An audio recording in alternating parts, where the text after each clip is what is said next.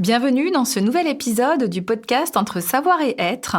Aujourd'hui, on s'attaque à un sujet invisible mais ultra puissant, les croyances limitantes, et en particulier celles qu'on rencontre en formation.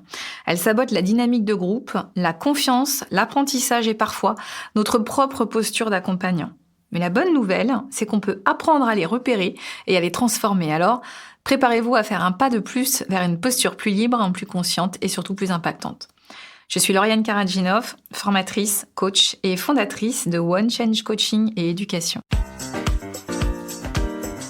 On va d'abord donner une définition et un contexte aux croyances limitantes. Alors, qu'est-ce qu'une croyance limitante ? C'est une idée que l'on tient pour vraie, mais qui nous freine souvent dans nos actions, nos choix ou notre progression.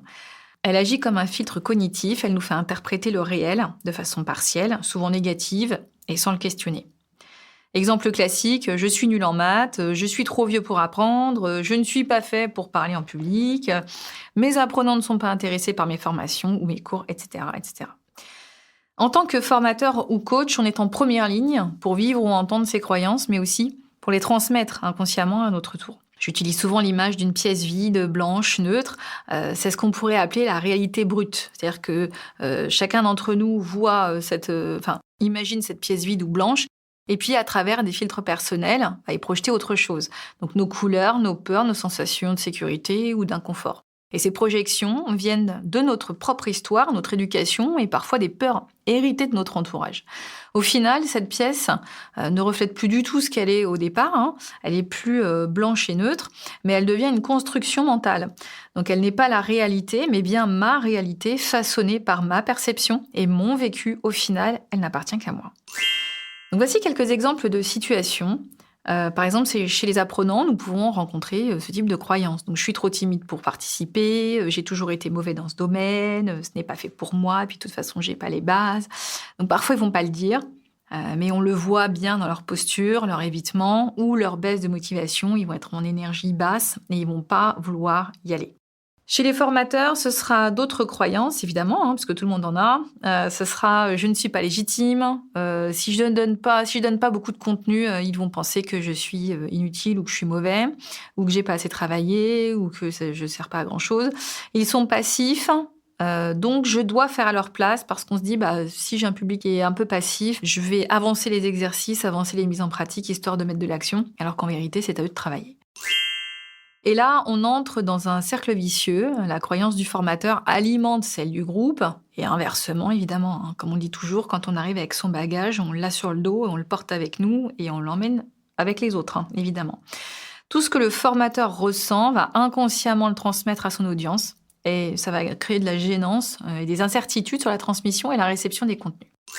Donc, voici les outils pour les identifier. Le premier, c'est l'écoute active et la mise en miroir. Reformuler les croyances pour créer de la distance sur la croyance, déjà, et tenter de la ramollir. Par exemple, tu dis que tu n'y arriveras pas. Ok. Est-ce que c'est une certitude ou est-ce que c'est une peur ? Ça, c'est une première question qu'on peut leur poser. Également, observer les mots récurrents. Toujours, jamais, je suis comme ça. Ça, c'est une globalisation qui est souvent révélatrice de limites dans n'importe quel sujet. Quelqu'un qui vous dit « je suis comme ça, c'est ma manière de faire et je pourrais rien y changer », c'est que c'est une personne qui a des peurs sur le changement, en règle générale d'ailleurs. Elle a peur souvent de sortir d'une zone de confort qui pourrait la mettre en insécurité. Et là, il y a un travail personnel à faire. Les questions puissantes en coaching, c'est plutôt déjà, qu'est-ce qui te fait croire ça ? Sur quoi tu te bases pour affirmer que tu es nul ou que tu ne sais pas faire ? D'où te vient cette idée ?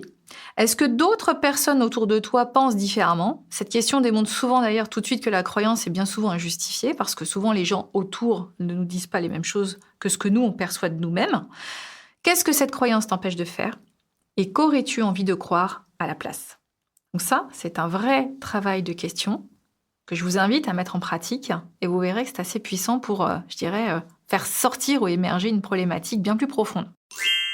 Ensuite, il y a l'auto-observation du formateur. C'est se demander, avant ou après une session, quelles idées préconçues j'ai sur ce groupe ou cette séquence. Il arrive souvent qu'on arrive en formation en se disant « Oh là là, ils n'ont pas l'air commodes, oh là là, ils n'ont pas l'air motivés, oh là là, ils n'ont pas l'air réveillés ». Et si on s'arrête là-dessus, on va passer une journée compliquée. Puisqu'on a cette croyance, malheureusement, on va agir en fonction de cette croyance et les moindres signaux qui vont nous arriver malheureusement, vont nous emmener dans cette direction. Donc, il arrive que des collègues partagent avec nous des retours sur le comportement de certains apprenants ou sur une situation délicate, ou même aussi avant que nous intervenions en formation. Ces commentaires, même s'ils sont bien intentionnés, peuvent parfois générer un malaise, voire nourrir des projections négatives sur ce que nous pourrions vivre à notre tour. Comme je vous le disais, chaque session est unique. Donc le futur ne préexiste pas, il se construit dans l'instant, influencé par notre état d'esprit du moment, évidemment, en espérant qu'il soit le meilleur possible, et nos intentions et notre posture. Donc restons ouverts et disponibles, sans laisser les expériences passées colorer ce qui n'a pas encore eu lieu. Également, on peut aussi tenir un journal de posture avec une phrase qu'on peut se dire chaque matin. Moi, la mienne, c'est se connaître, c'est le premier pas pour ne pas se projeter. Parce que justement, si on sait qui on est, si on sait effectivement que chaque jour est différent et qu'on doit apprendre à connaître les autres, on ne peut pas faire un premier jugement sur des gens qu'on ne connaît pas. On va apprendre à les connaître, on ne va pas projeter de mauvaises choses et la journée va bien se passer. Un autre point, c'est de dépasser les croyances. Donc vous avez, comme je vous le disais, une reformulation positive. Donc transformer la croyance limitante en une version plutôt dynamique. Plutôt que de dire « je suis nul en prise de parole en public », ce serait plutôt de se dire « je travaille ma prise de parole en public ». Nous allons parler d'un outil ancien et puissant qui est l'autosuggestion. Qu'est-ce que l'autosuggestion ? L'autosuggestion, c'est un processus par lequel une personne influence consciemment ses pensées, ses émotions et ses comportements en se répétant des affirmations ou des idées à voix haute ou en silence. C'est une technique mentale qui permet d'orienter son subconscient vers un objectif, une perception ou une transformation intérieure. Je vais vous donner une simple définition. C'est le fait de se programmer soi-même à penser, ressentir ou agir d'une certaine manière par la répétition des messages positifs ou ciblés. C'est quelque part un prêt-à-penser personnel qui n'appartient qu'à soi et pas aux autres. Le terme a été popularisé par Émile Coué. On a tous entendu parler de la méthode Coué, ou si on n'en a pas entendu parler, on a peut-être déjà entendu le terme. Et Émile Coué était un pharmacien, psychologue français au début du XXe siècle. Il est célèbre pour une formule qui dit « tous les jours, à tout point de vue, je vais de mieux en mieux ». Selon lui, le subconscient va agir selon ce qu'on va lui répéter tous les jours. Donc plus une pensée est répétée, plus elle devient une croyance automatique et donc un moteur d'action ou d'émotion. La volonté seule ne suffit pas parce que c'est la croyance associée à la répétition qui produit un changement. Et pourquoi ça marche ? Parce que le cerveau ne fait pas toujours la différence entre le réel et l'imaginaire. Donc les pensées répétées deviennent des automatismes, qu'ils soient positifs ou négatifs, ça marche dans les deux cas, évidemment. Et l'autosuggestion permet de court-circuiter les croyances limitantes ou les scénarios de sabotage ou d'auto-sabotage. Donc, les exemples de pensées limitantes courantes, j'y arriverai jamais, ou je ne suis pas fait pour ça. Ok. Autosuggestion alternative, je suis capable d'apprendre à parler avec aisance, je suis légitime pour transmettre ce que je sais, et si je suis là, c'est que c'est ma place. Ça, ce sont des autosuggestions qu'on peut se faire à la place de nos croyances limitantes qui nous freinent. Et comment on peut utiliser l'autosuggestion efficacement ? Ça va être formulé positivement, donc éviter le « ne pas », le cerveau ignore totalement la négation. Donc si vous dites « je ne sais pas faire », votre cerveau ne va pas comprendre. Donc, dites ce que vous voulez vivre plutôt que ce que vous voulez éviter. Employez le présent. Je suis en train de est souvent plus crédible que je voudrais. Je voudrais vous projeter quelque chose dans le futur, mais vous ne vous mettez pas en action. Alors que si vous êtes dans le présent, vous vous mettez en action. Répétez avec émotion et conviction.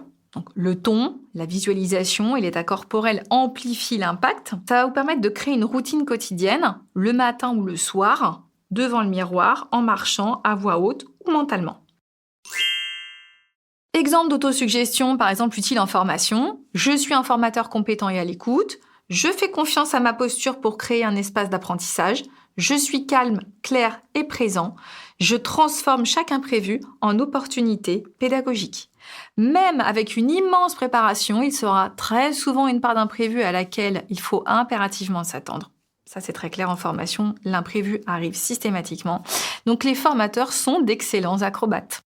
Dans les imprévus, je peux vous confier des expériences que j'ai pu vivre comme problème sur la route, je n'ai pas pu être à l'heure pour installer ma salle, salle trop petite, problème informatique ou de son, moins de personnes que prévu ou plus de personnes que prévu ou des gens qui n'avaient pas prévu d'être là, des gens qui ne font pas partie de la liste des clients présents, méconnaissance d'un sujet sur une question posée par un apprenant, ça peut arriver aussi, de ne pas savoir répondre à une question, et c'est pas grave.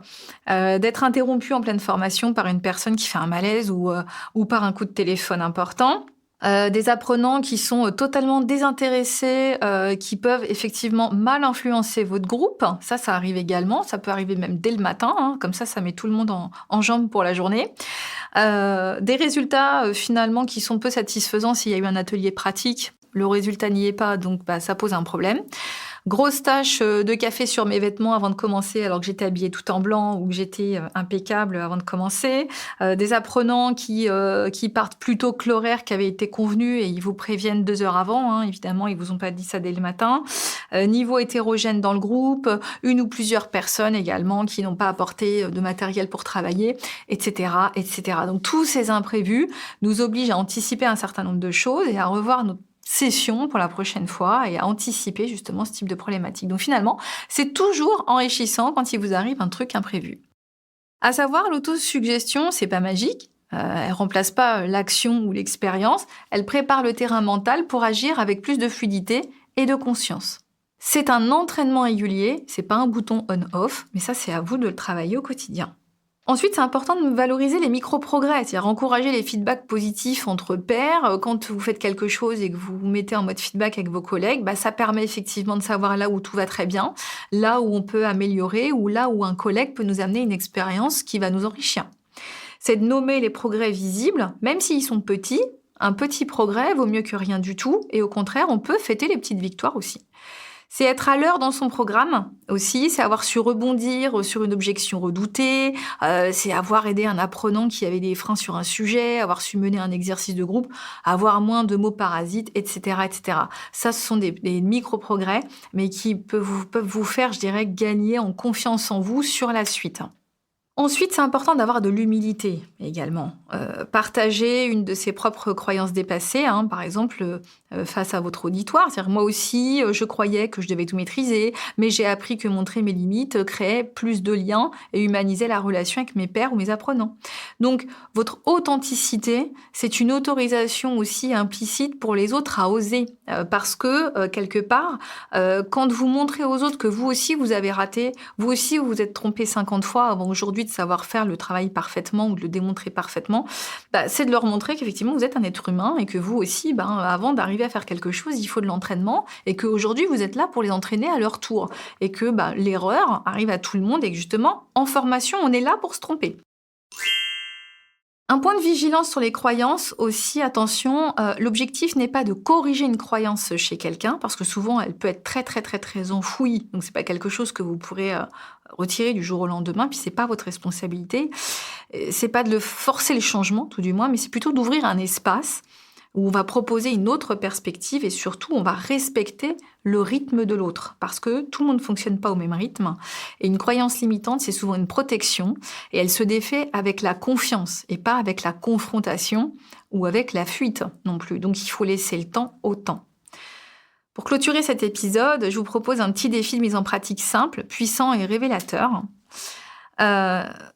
Essayez de transformer 3 croyances dans les jours à venir. Par exemple, vous pouvez noter une croyance limitante que vous entendez souvent chez vos apprenants. Par exemple, je suis trop vieux pour apprendre, ou c'est plus de mon âge, je laisse faire les plus jeunes. Moi, j'ai déjà vu en formation des personnes qui arrivaient en théorie le matin avec des collaborateurs à eux. Et puis l'après-midi, ils voulaient pas faire de la pratique parce que ils estimaient qu'en fait, c'était à leurs jeunes de faire la mise en pratique. Sauf que en faisant ça, ils se décrédibilisaient totalement parce que quoi de mieux qu'un maître qui a de l'humilité face à ses collaborateurs. Et au contraire, s'il se trompe, ça laisse un champ aussi en face à l'erreur. Et au contraire, tout le monde grandit ensemble. Et en faisant ça, ça montre aussi qu'il y a certainement des lacunes qui ne sont pas du tout retravaillées. Et les gens qui vous disent non, mais moi j'ai pas besoin de faire ça, je vais pas faire cet atelier-là, je vais pas faire ci, faire là, très souvent, ça cache des lacunes qu'on n'a pas été, je dirais, gratter. Donc ça, c'est le travail du formateur, que de redonner confiance à quelqu'un pour que sa posture reste légitime malgré tout à son apprenant, mais qu'il est là pour apprendre, donc il doit se mettre en pratique. Notez-vous une croyance que vous portez vous-même sur votre pratique. Par exemple, je dois être parfait ou tout savoir pour être crédible. Ça, c'est une erreur. Un formateur n'est pas Wikipédia, un formateur n'est pas, je dirais, une encyclopédie internationale de connaissances. Un formateur, il a des connaissances dans un domaine précis, une expertise précise. Ça peut arriver qu'il y ait des cas dans sa vie qu'il n'ait pas eu à faire ou qu'il n'a pas été confronté, contrairement à un apprenant face à lui qui a peut-être vécu quelque chose que lui n'a pas vécu. Et chacun, finalement, va se nourrir les uns des autres. C'est pour ça qu'un formateur doit toujours arriver en humilité, parce qu'il ne sait jamais à qui il a affaire. Et quand on ne sait pas, on ne sait pas. Et si on ne sait pas, on remercie pour la question qui a été posée, parce que justement, ça va tous nous faire grandir et nous faire apprendre quelque chose de nouveau. Et à ce moment-là, on va se renseigner auprès d'un collègue à soi qui peut-être a la réponse, et on a l'humilité de montrer que non, on ne sait pas tout et c'est pas grave. Pour chaque croyance, on va écrire une reformulation qui va ouvrir le champ des possibles. Par exemple, je suis en train d'apprendre à accompagner avec authenticité, je maîtrise mon sujet, je suis prêt à accueillir des questions dont je ne connais pas la réponse, et cela va m'enrichir davantage pour les prochaines sessions. Essayez de prendre 10 minutes cette semaine pour le faire. Vous pouvez même utiliser en introduction d'une prochaine session de formation pour introduire la notion de croyance et ouvrir un espace de parole auprès des personnes qui auraient des craintes au moment où vous faites vos attentes.